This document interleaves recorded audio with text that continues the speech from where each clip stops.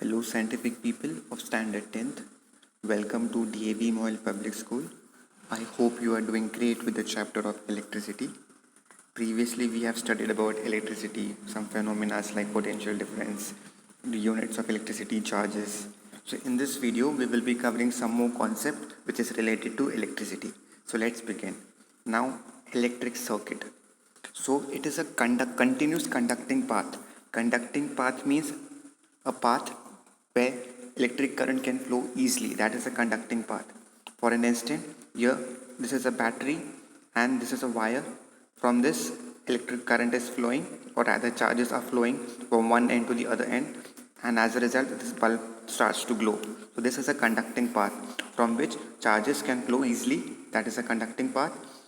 This conducting path is nothing but it is always a continuous path.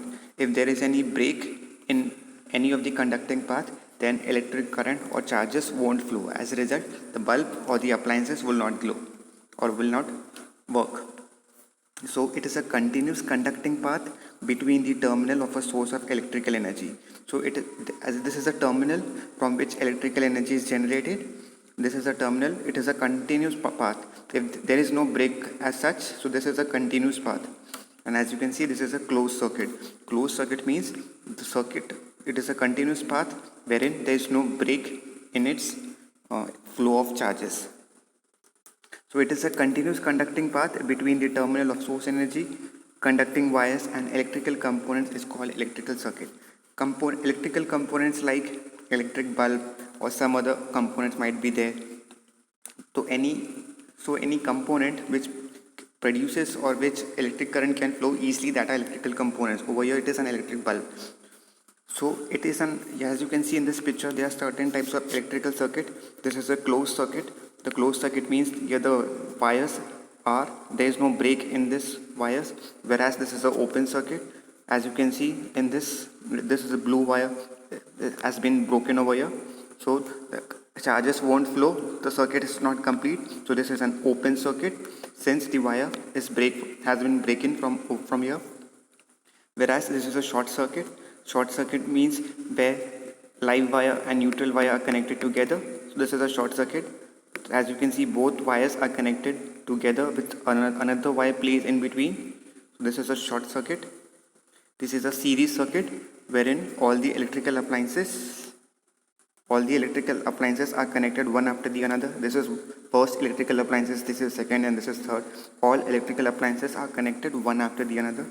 This is a series connection. Whereas this is a parallel connection where all electrical appliances are connected parallelly. This is first electric bulb, second electric bulb, and third. All are connected parallel to the source of electrical energy. So these are certain types of electrical circuit: closed circuit, open circuit, short circuit, series circuit, and parallel circuit.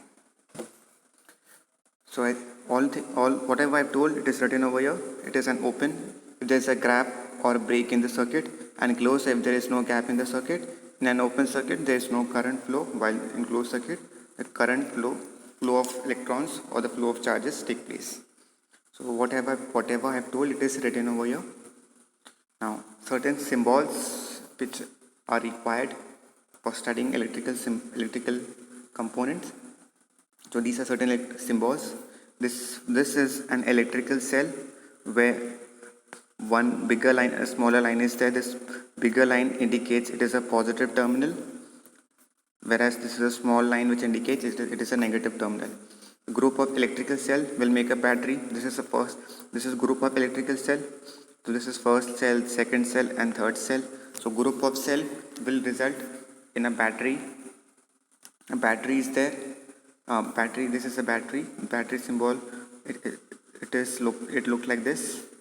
Plug key. This is a open plug key since there is no dot in between. So this is an open plug key symbol. This is a closed plug key wherein the electrons can flow easily. This is a wire joint. This is a junction formed between two wires. So this is a joint wire symbol. Cross wire. This is a cross wire symbol. This is a one first wire and the other wire is going side by this first wire. This is a cross wire. An electric bulb symbol look like this, or we can even use a symbol of bulb. This is a resistor. Resistor symbol look like this. Variable resistance, or also known as rheostat. This is a rheostat. You can either draw rheostat with a resistance and an arrow which is pointing upward, or else you can even draw a resistance and this sort of a arrow which will indicate it is a variable resistance or a rheostat. Rheostat is also known as variable resistance since it can vary the amount of resistance. Resistance is nothing but an obstacle, or if an electron is flowing easily, if some obstacle is there, that is the resistance. We will see this resistance in coming video. Ammeter is a device which it is used to measure current. It is noted by A. It has two terminal, positive and negative, so hence it is written positive and negative. Voltmeter, it is a device which is used to measure potential difference. It is indicated with this sort of symbol. A circle is there and a V, positive terminal and a negative terminal. So these are certain electrical symbols which are frequently used in order to draw an electrical circuit. Now, flow of electrical current. The flow of electric current is similar to a water flowing in a wire, water flowing in a pipe rather. So as you can see over here, the flow of electricity in a circuit is similar to the flow of water in a pipe. Your water pipe is similar to the electrical conductor. This is a water pipe. It is similar to an electrical conductor, which means this water pipe, it is acting as a wire. While the amount of water flowing to a given point per second corresponds to electric current. So this is a conducting wire. This is a pipe. This is a first reservoir. This is a second reservoir, you can say. This path is nothing but a conducting wire, and the water, it is acting as an electron which is flowing per second. And a pump, it is indicated by the symbol P. The pump, as you can see in this picture, the water is being lifted with the help of this pump. The pump is lifting water from reservoir B to the reservoir A. So as a result, a pressure is being created so that the flow of electrons or the flow of water can take place. So the flow of water is taking place over here with the help of pump. So water is flowing from reservoir B to reservoir A with the help of electrical pump. Here the water in the pipe flows from point C to D only when the pressure at C is greater than that of D. So a pressure is being created with the help of pump. So water is being lifted from reservoir B to reservoir A. And you might have noticed there is a valve over here. If the valve is open, there is a pressure difference. The pressure at point C would be different, and pressure at point D would be different.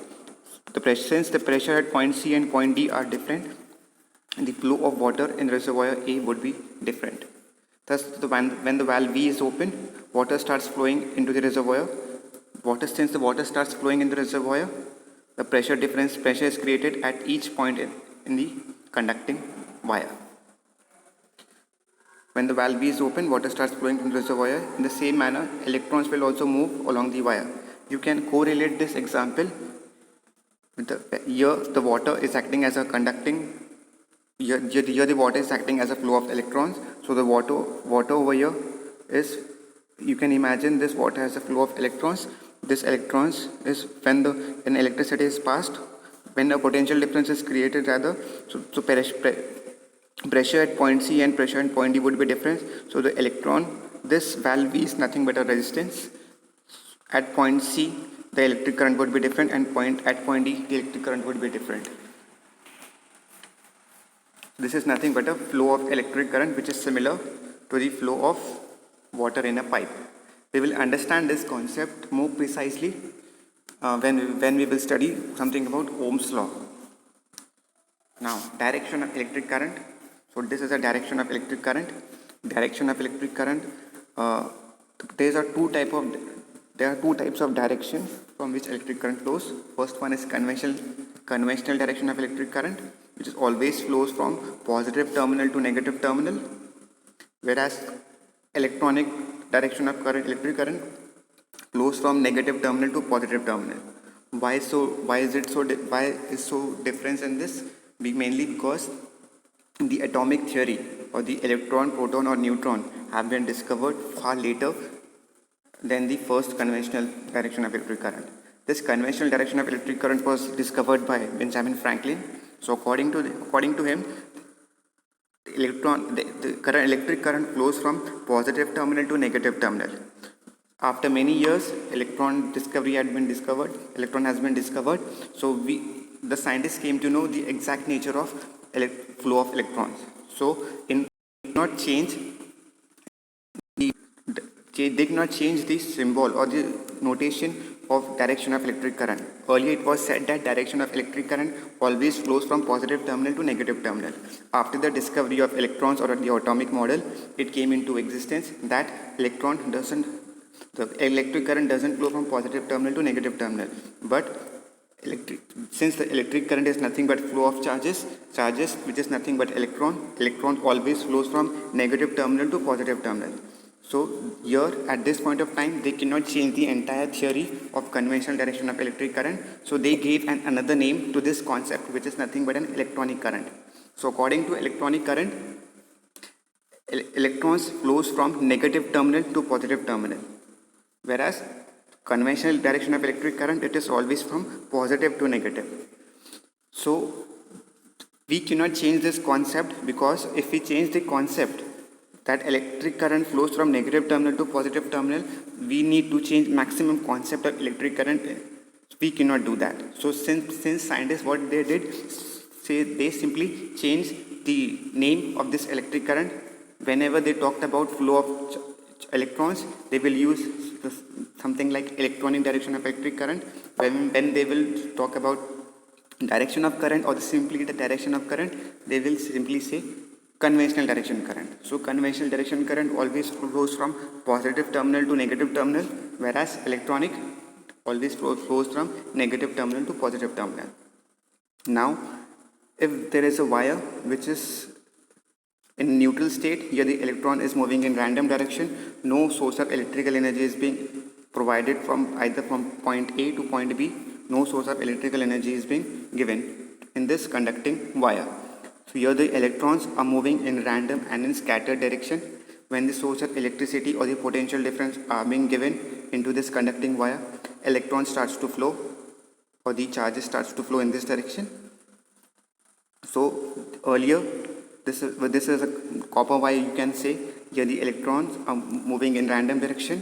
When a potential difference are being given to this copper wire, electron starts to flow in one direction. Electron became erect and starts to flow in one direction.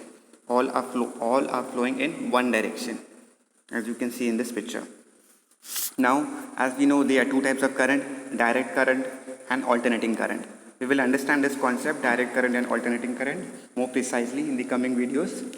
For a time being, since I have talked about direction of electric current, then you can also correlate that direct current always flow in this direction, only in one direction, whereas alternating current flows in this direction, to and fro sort of.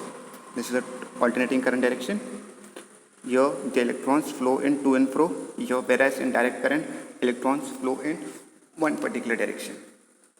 We will understand this direct current was given by Thomson, and whereas alternating current is given by Nikola Tesla. We will see in this coming video of direct current and alternating current, though it is not there in your syllabus.